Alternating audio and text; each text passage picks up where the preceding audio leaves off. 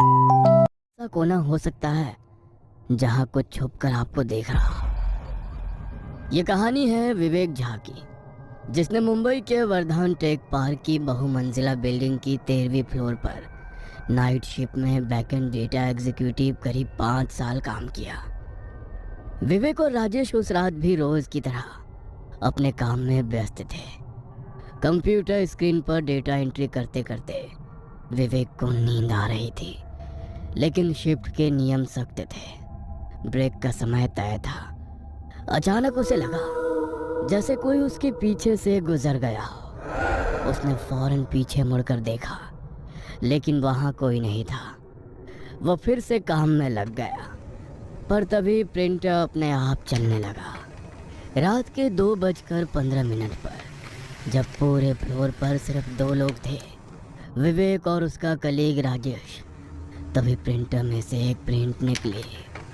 उसने सोचा शायद कोई सिस्टम से कनेक्ट है और किसी ने गलती से फाइल भेजी होगी।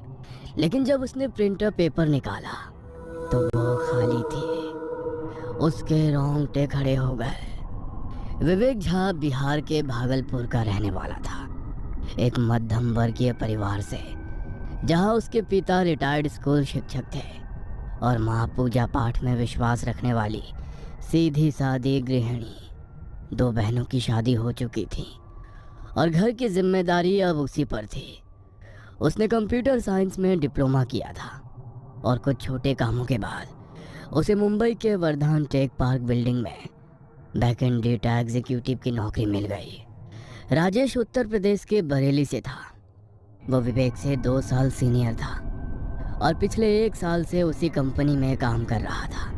राजेश तेज और स्मार्ट था, लेकिन व्यवहार में शांत था और नाइट शिफ्ट को लेकर उसका नज़रिया था कि काम में शांति मिलेगी। वर्धान टेक पार्क 20 फ्लोर की बहुमंजिला बिल्डिंग थी।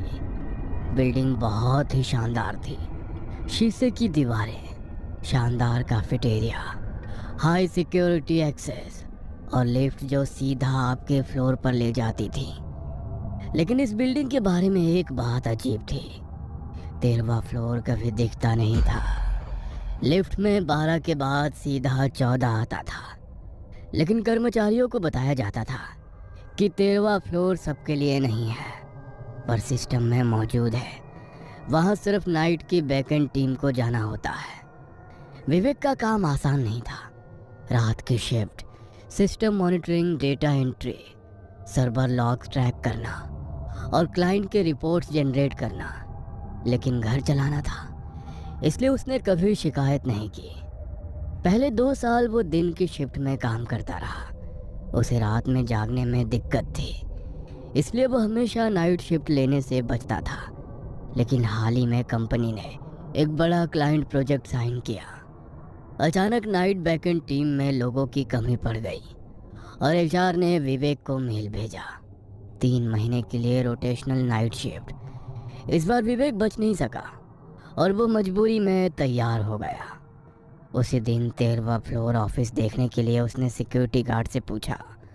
तब सिक्योरिटी गार्ड ने उसे बताया, सर 13वां फ्लोर लिफ्ट में दिखेगा नहीं, 12वें फ्लोर के कोने से एक सर्विस सीढ़ी जाती है, उसी से जाना पड़ता है।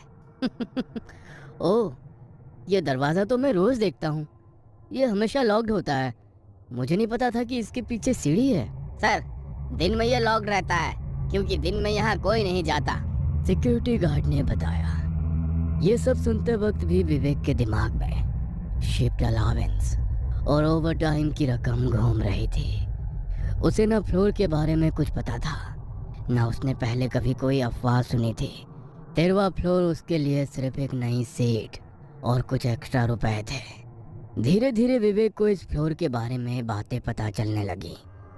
उसी शिफ्ट में काम करने वाला उसका एक कलीग राजेश, जो पिछले साल से इसी बिल्डिंग में था, एक दिन चाय के दौरान बोला, तुझे पता है इस फ्लोर के बारे में क्या बातें फैली हैं? लोग कहते हैं कि यहाँ रात में अजीब अजीब चीज़ें होती हैं, ये फ्लोर हॉन्टेड है।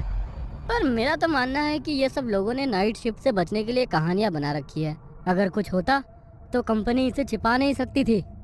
विवेक ने भी उसकी बात मानकर हंसते हुए सिर हिला दिया, लेकिन उसके दिल के किसी कोने में एक बेचैनी थी।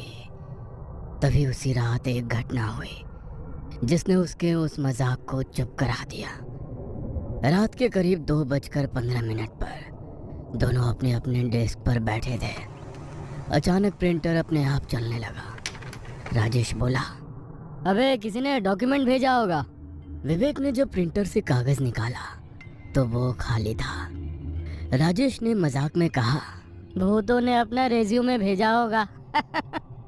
शिफ्ट के दौरान विवेक के बगल के सिस्टम पर सीसीटीवी की स्क्रीन चलती रहती थी जो आमतौर पर सिक्योरिटी रूम से लिंक थी। कोई उसे ऑफ नहीं करता था क्योंकि कई बार सिक्योरिटी खुद उसे ऑन छोड़ देते थे। विवेक उस स्क्रीन की ओर ध्यान नहीं देता था, लेकिन कभी कभी अनजाने में उसकी नज़र चली जाती थी। उसे दिखता कि कॉरिडोर में लोगों की हलचल है, कोई चल रहा है, शायद सिक्योरिटी है। उसने खुद को कई बार समझाया। एक रात विवेक ने सीसीटीवी में एक परछाई देखी और अगले पल उसी फुटेज में कोई उसकी कुर्सी के पीछे खड़ा है। राजेश चिल्लाया, विवेक पीछे देख। विवेक पलटा पर पीछे कोई नहीं था। दोनों कुछ पल तक चुप रहे, एक दूसरे की ओर देखते हुए।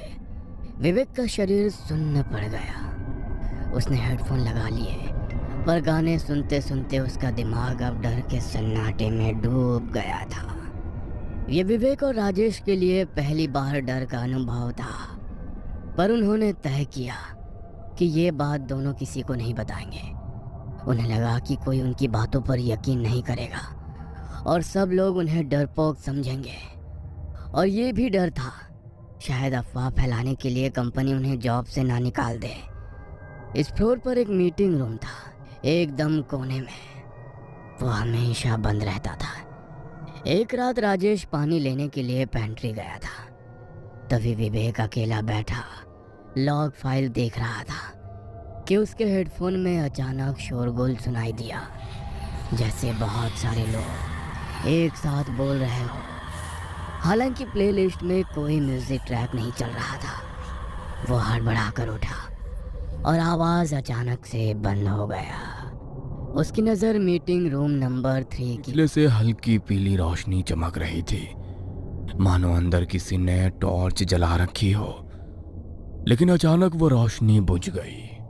विवेक को शुरू से ही इस कमरे को लेकर उत्सुकता थी, इसलिए एक रात ब्रेक टाइम पर उसने सिक्योरिटी गार्ड से पूछा, ये मीटिंग रूम नंबर 3 हमेशा बंद क्यों रहता है?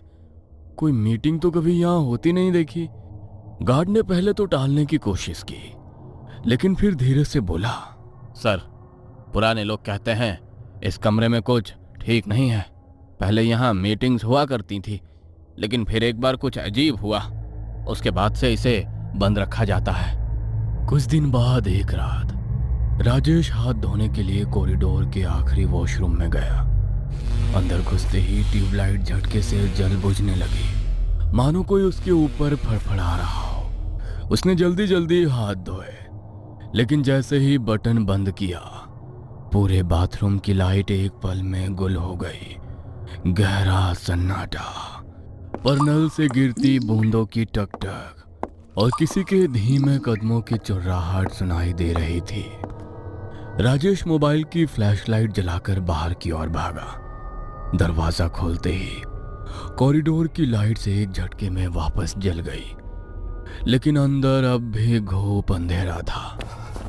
डर से हड़बड़ाया राजेश लौटकर सीधे विवेक के डेस्क पर आया। भाई, तूने वॉशरूम की मेन लाइट ऑफ कर दी क्या? मैं तो यहाँ से हिला भी नहीं, सारी लाइट्स ऑन है। राजेश ने पलट कर देखा। वाकई बाहर से वॉशरूम की लाइटें ऑन थीं और अंदर ट्यूबलाइट्स फिर से जल रही थी।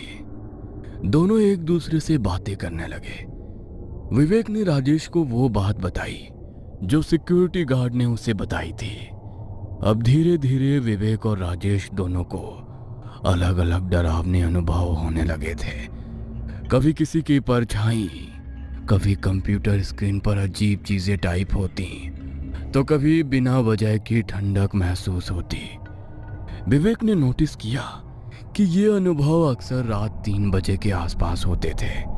और सबसे अजीब बात ये थी कि जिस दिन कोई उस मीटिंग रूम नंबर 3 के पास ज्यादा समय बिताता, उसी दिन उसे कुछ ज्यादा डरावना महसूस होता था। दोनों ने और ज्यादा पूछताछ शुरू की।